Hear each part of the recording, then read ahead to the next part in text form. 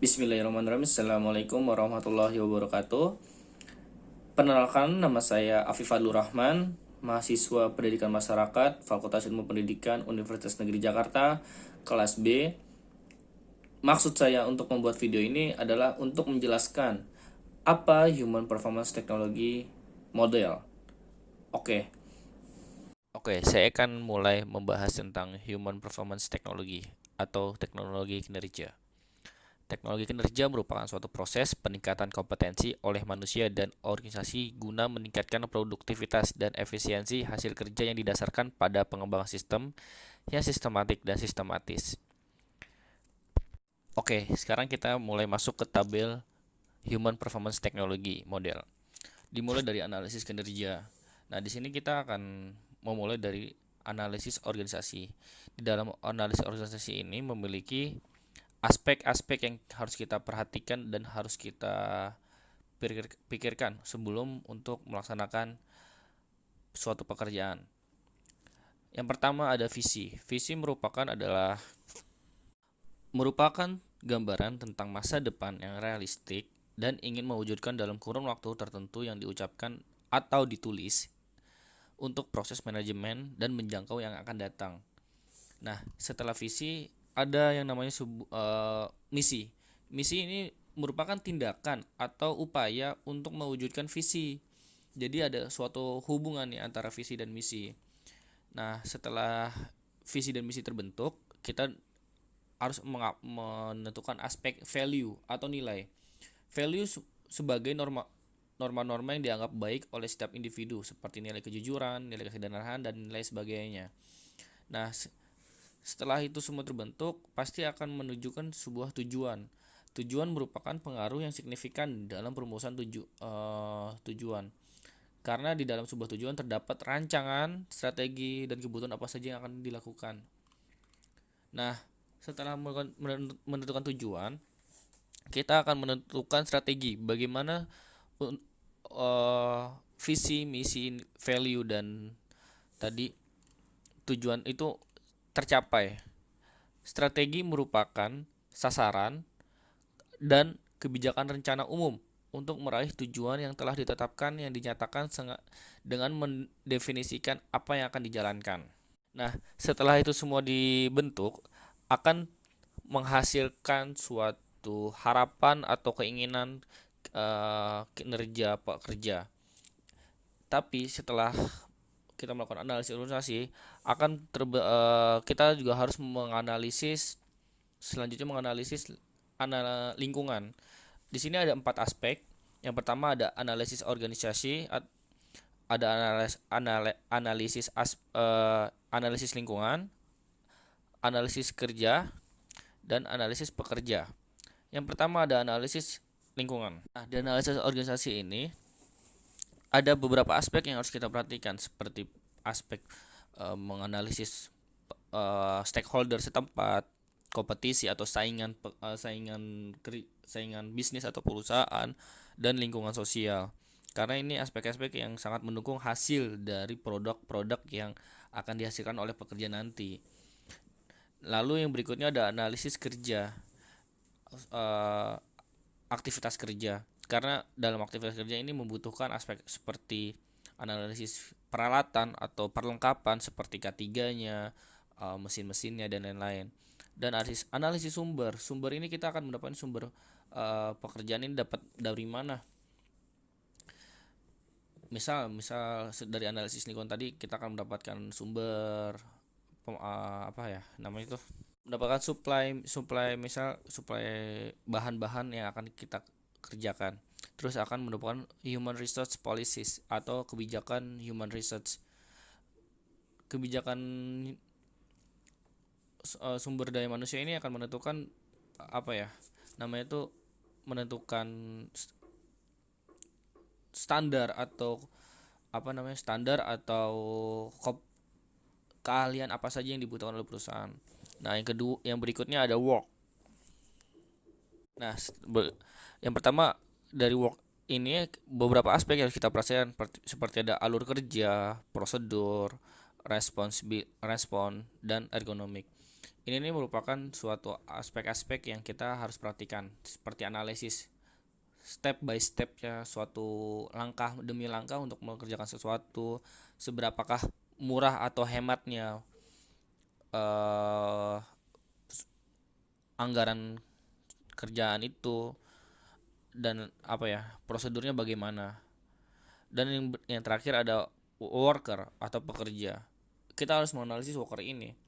Tadi di awal sudah disinggung, human resource policies itu adalah menentukan standar atau kom, eh, kemampuan atau keahlian apa saja yang dibutuhkan oleh perusahaan. Nah, ini di worker ini kita menganalisis yang seperti namanya knowledge, skill, motivation, expectation, dan kapasitas. Knowledge ini harus diperhatikan untuk seberapakah apakah berilmunya atau kayanya pengetahuan daripada ini suatu pekerja yang nanti akan direkrut. Skill apa yang dibutuhkan untuk pekerja, pekerja itu punya motivasi apa, knowledge-nya itu tadi punya dia punya pengetahuan apa, skillnya juga pekerja ini punya skill apa, dan ekspektasi dari karyawan itu apa, dan kapasitas dia untuk bekerja sesuatu itu apa. Setelah menganalisis environment analysis, akan menghasilkan suatu actual state or workforce performance. Actual state of workforce akan menghasilkan actual state of workforce performance atau uh, fakta kinerja pekerja. Nanti tadi di awal sudah menyinggung ada harapan dan fakta. Di sini adanya gap atau adanya suatu masalah yang harus kita analisis. Pertama ada cause analysis. Ini menjadi sebab kenapa kita menganalisis ini. Yang pertama ada lack of environmental support atau kekurangan dari dukungan lingkungan, seperti kurangnya data, kekurangan informasi, dan atau kurangnya feedback untuk sosial setempat. Yang kedua ada environment support, lingkungan support ada, dan sumber dan peralatan. Dari sini apakah adakah sebabnya kenapa sumber-sumber daya yang kita butuhkan untuk melakukan sesuatu pekerjaan apakah kurang, lingkungannya tidak mendukung, atau peralatannya tidak mencukupi. Yang terakhir ada konsekuensi inefficiency dan reward. Ini menjadikan suatu masalah untuk pekerja ketika tidak untuk perusahaan tidak adanya insentif, rewards, atau konsekuensi atau apa ya, resiko yang akan diterima oleh pekerja. Mungkin ini akan menjadi suatu masalah, kekurangan bagi karyawan itu sendiri. Yang berikutnya ada lack of repertory of behavior. Ini merupakan kemampuan dari pekerja itu, apakah pekerja mempunyai skill atau tidak, knowledge-nya dia apakah sesuai atau tidak, individual kapasitasnya dia apa sesuai atau tidak, motivasi dan ekspektasinya apakah bagus atau tidak. Nah, dari cost analysis ini akan menghasilkan suatu intervention, selection, design, and development. Ini akan membentuk atau mengembangkan treatment yang dimana untuk si pekerja itu. Yang pertama ada performance support. Performance support ini adalah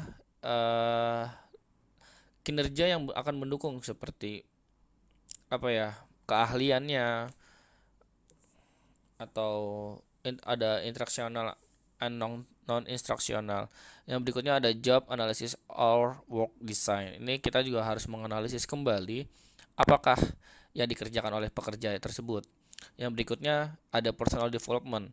Apakah kita harus mengembangkan personal development secara mental? Mungkin pekerja itu butuh counseling. Atau yang berikutnya ada human resource development. Ini ada HRD, bagaimana orang-orang yang mengontrol pekerja tersebut. Atau ada organizational communication. Ini adalah struktur alur komunikasi antar pekerja, apakah harus di treatment, harus diatur ulang kembali. Yang berikutnya ada organizational design and development. Ini bagaimana kita mendesain ulang atau mendesain kembali organisasi ini dan dikembangkan.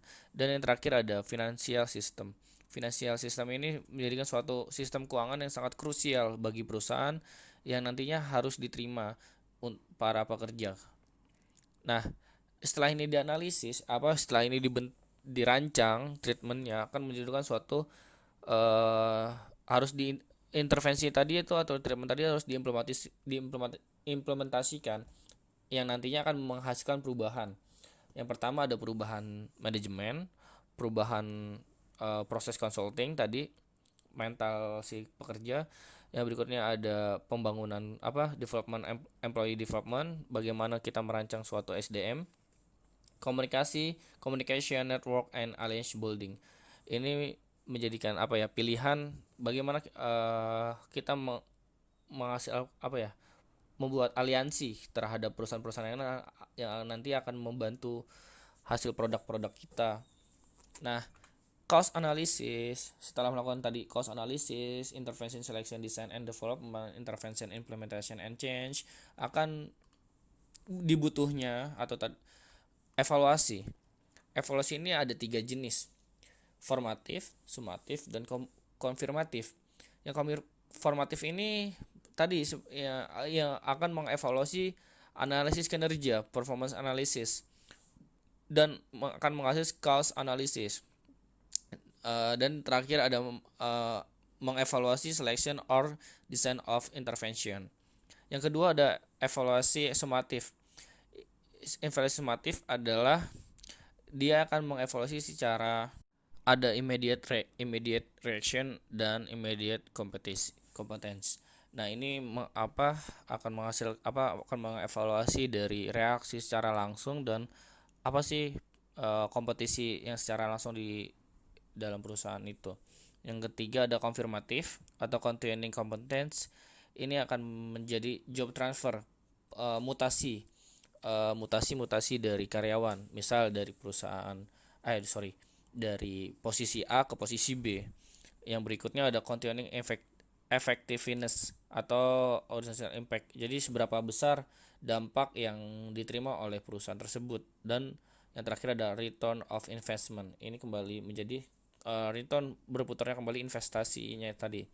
Dari 3 evaluasi tadi menjadi dijadikan satu yang namanya meta evaluation or validation. Jadi setelah itu divalidasi dengan lesson learned.